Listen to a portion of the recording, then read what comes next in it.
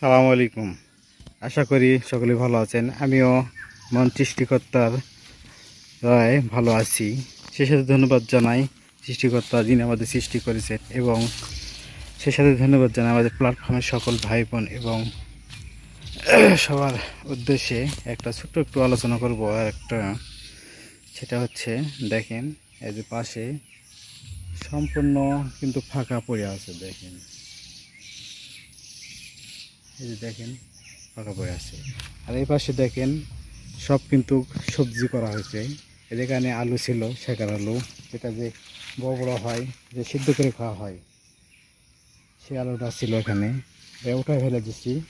আর এই পাশে বেগুন, দেখেন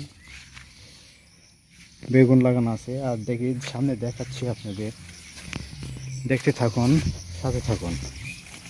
পিছনের ক্যামেরা দিচ্ছি, আপনারা দেখেন এই সামনে এই যে ভিতরে ঝালও দেওয়া আছে, ঝাল গাছ, কাঁচামরিচ এই যে গাছ দেওয়া আছে।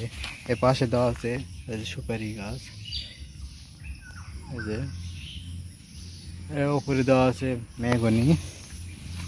দেখেন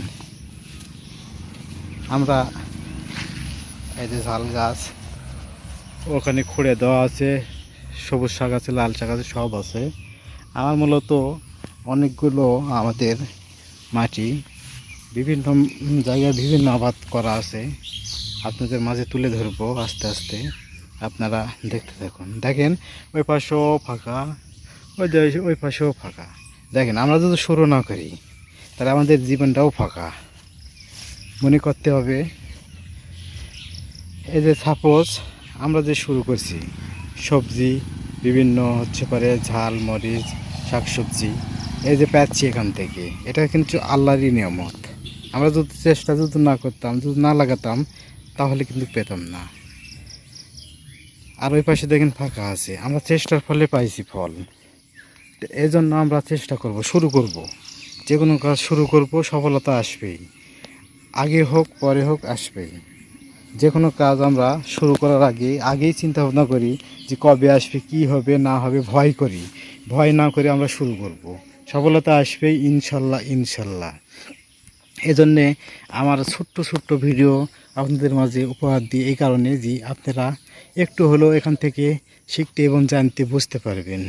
দেখেন আমরা ভাবি যে কি করব, ভাবার কোনো দরকার নাই। যেটা পজিটিভ মনে হবে আপনার, সেটা কাজ শুরু করেন, ভালো উদ্যোগ শুরু করেন। খারাপ এমন কিছু করেন না যে যেখান থেকে আগেও ক্ষতি হবে পরেও ক্ষতি হবে, যে আগেই বোঝা যাচ্ছে সে কাজ করেন না। যেমন অনেক খারাপ কাজ আছে, সেগুলোর দরকার নেই। আপনারা ভালো কাজ করবেন, নামাজ পড়বেন, ইবাদত করবেন, আল্লাহর কাছে চাইবেন। দেখেন আল্লাহর কাছে চাইলে 10 দিন চাইলে একদিন দিবে, কিন্তু আপনি চাওয়ার মতো চান দেবে, আল্লাহ দেওয়ার জন্যই প্রস্তুত। তো সবাই আমরা প্রতিনিয়ত আস্তাগফিরুল্লাহ পাঠ করব, প্রতিনিয়ত রাস্তাঘাটে চলাফেরা, যানবাহনে চলার সময় এবং দূর দূরান্ত এবং সব সময় আস্তাগফিরুল্লাহ পাঠ করব 70 বার, দিনে অন্তত 70 বার। তাহলে আমাদের সফলতা আসবে। আস্তাগফিরুল্লাহ পাঠ করলে আল্লাহ তরফ থেকে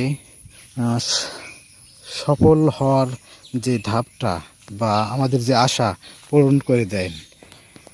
এই জন্য আমরা ইবাদতের মধ্যে থাকবো, নামাজ পড়বো, সবাইকে নামাজ পড়ার দাওয়াত দেব। সবাই সুস্থ থাকবেন, ভালো থাকবেন। আসসালামু আলাইকুম।